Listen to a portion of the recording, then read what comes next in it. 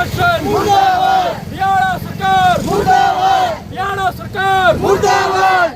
4 जुल्म की टक्कर में संघर्ष हमारा नारा है, 4 जुल्म की टक्कर में संघर्ष हमारा नारा है।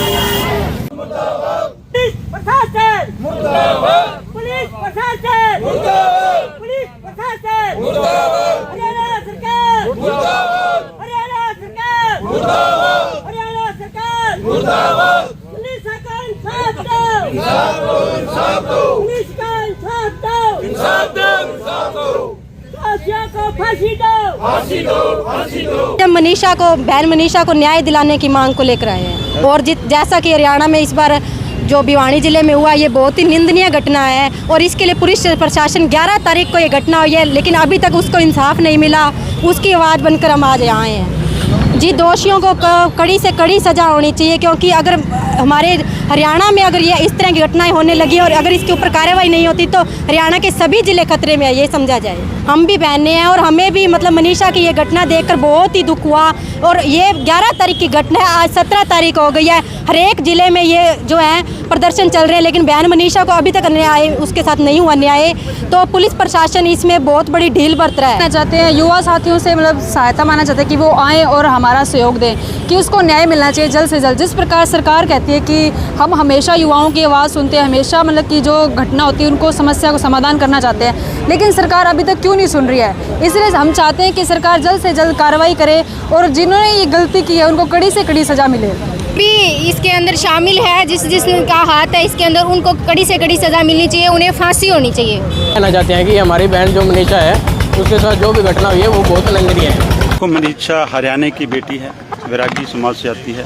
तो बेटी, एक तरफ तो सरकार बेटी पढ़ाओ बेटी बचाओ के नारे बसों पर, सड़कों पर, दीवारों पर इतने बड़े बड़े नारे लिख रखे हैं।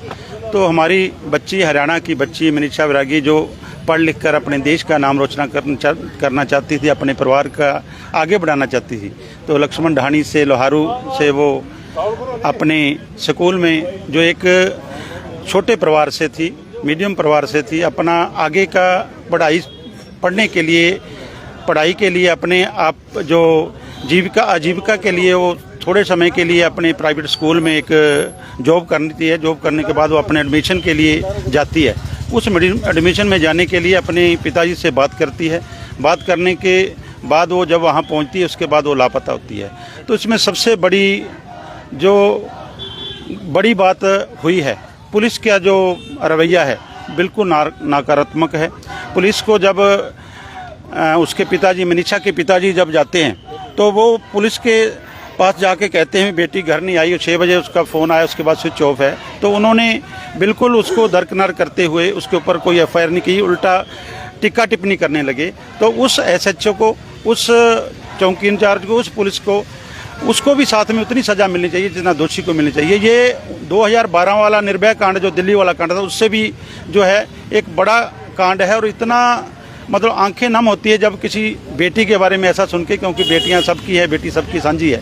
तो ऐसे काम के लिए अगर सरकार, एक जो हमारी नायब सैनिक सरकार है और हमारी पुलिस है, अगर पुलिस ही रक्षक ही भक्षक बन जाएगा तो कैसे हम अपनी बेटियों को सुरक्षित रख पाएंगे, कैसे बेटी पढ़ाओ बेटी बचाओ वाले समाज का नारा दे सकेंगे। तो इसलिए आज पूरे किसान, मजदूर, धार्मिक, राजनीतिक, सारे सामाजिक संगठन, सारे बच्चियों से, अपने महिलाओं से जो है उसकी सुरक्षा के लिए इकट्ठे होकर वैरागी समाज और सारे मिलकर, सारे मजदूर संगठन है, किसान संगठन है, सारे आमजन हैं जो ग्रामीण हैं, सारे मिलकर आज मनीषा बेटी के लिए, हरियाणा की बेटी के लिए इंसाफ की गुहार लगाने के लिए आज लघु सचिवालय सिरसा में आए हैं। ऐसे ही हरियाणा के पूरे ज़िले में, हर सभी ज़िलों में आज मांग पत्र दिया जाएगा और उस गूंगी बहरी सरकार को जो अपने वादों को, दावों को भूलती हुई बड़े बड़े होर्डिंग, बड़ा बोर्ड लगाकर कहीं नशे के नाम पर रैली करनी है तो लाखों हजारों इकट्ठे करके अरबों खरबों रुपए का खर्चा कर रहे हैं। तो एक बेटी जहां सुरक्षित नहीं है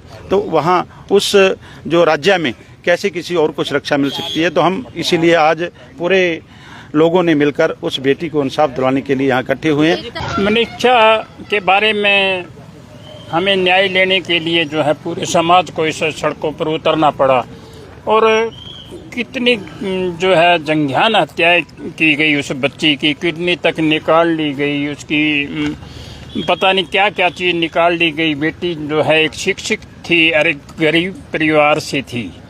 तो सुनकर भी यहाँ रूह कोंटे खड़े हो जाती हैं कि हमारी बहनों के साथ ऐसा कब तक होगा।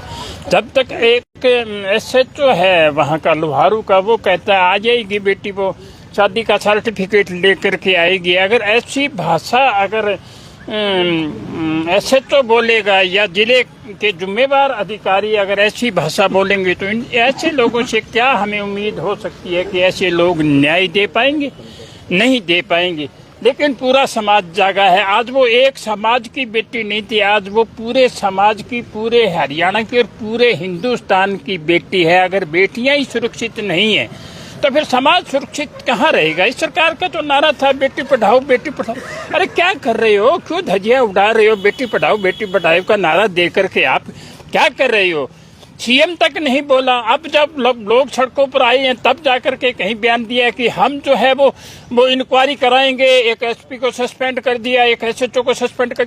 और सस्पेंड करने से क्या होता है भाई? इसकी न्याय कराओ, इसकी CBI जांच होनी चाहिए बाकायदा। इसका जो है PGI में इसका मेडिकल होना चाहिए। तो जो है इस प्रकार के लिपापोती करके जो है पूरा प्रशासन जो है बचना चाहता है। किस प्रकार के आज पूरा समाज उस बेटी उस परिवार के साथ खड़ी है। मनीषा के साथ जितने जो व्यवहार हुआ है, मरने के बाद अभी तक उसका 2 बार पोस्टमार्टम भी हो चुका है, पर अभी तक कोई कार्रवाई नहीं देखी जा रही है। नहीं, कार्रवाई नहीं देखी, उन्होंने कुछ लिखा ही नहीं। पोस्टमार्टम के अंदर रेप हुआ क्या चीज नहीं हुई, उसमें तो कुछ लिखा ही नहीं। एक ना है भी गला काट करके, तेज धार से गला काट करके हत्या कर दी।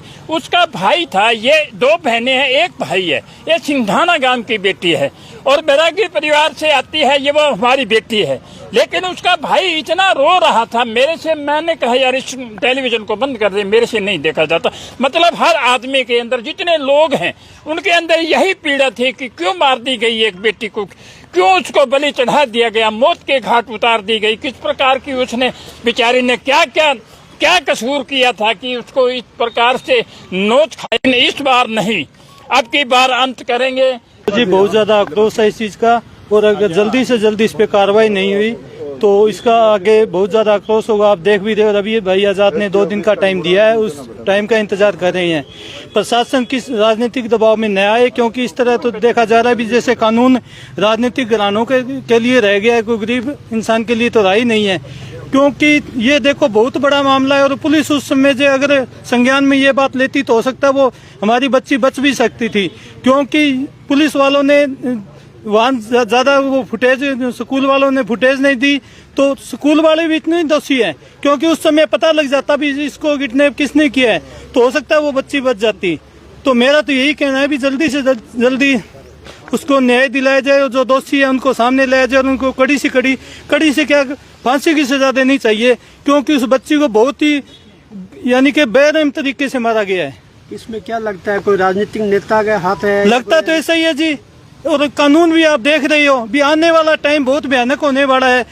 ये सभी उस बच्ची के लिए नहीं है, और भी बच्चियों यानी कि उनका मनोबल टूटेगा। कल को कोई बच्ची बात पढ़ने के लिए नहीं जा सकेगी, क्योंकि उसको मनीषा पहले याद आएगी। क्योंकि मनीषा के साथ जो ये जघन्य अपराध हुआ, बहुत ही भयानक अपराध हुआ है। उसको इतना तो कोई दरिंदा भी इस तरह नहीं मारता जिस तरह उसको मारा गया है, क्योंकि उससे पहले पता नहीं उसके साथ क्या क्या किया गया है। और जो पोस्टमार्टम रिपोर्ट है वो क्लियर नहीं दे रहे हैं, तो इसका हिसाब ये लग रहा है भी कोई राजनीतिक षड्यंत्र है, इसके अंदर राजनीतिक दबाव है, तभी यानी कि इसका जो क्लियर वो पोस्टमार्टम रिपोर्ट नहीं आ रही है। तो अगर ये ऐसा मामला दबाने की कोशिश की तो पूरा हरियाणा चक्का जाम करेंगे, और आगे की रणनीति कोई कड़ी कार्रवाई कदम उठाने पर हम मजबूर होंगे। हमारे रहते आप बेरोजगार क्यों हैं? सरकारी नौकरी की सबसे अच्छी तैयारी, सबसे अच्छे अध्यापक, सबसे कम फीस, हरियाणा का नंबर 1 कोचिंग सेंटर ICS।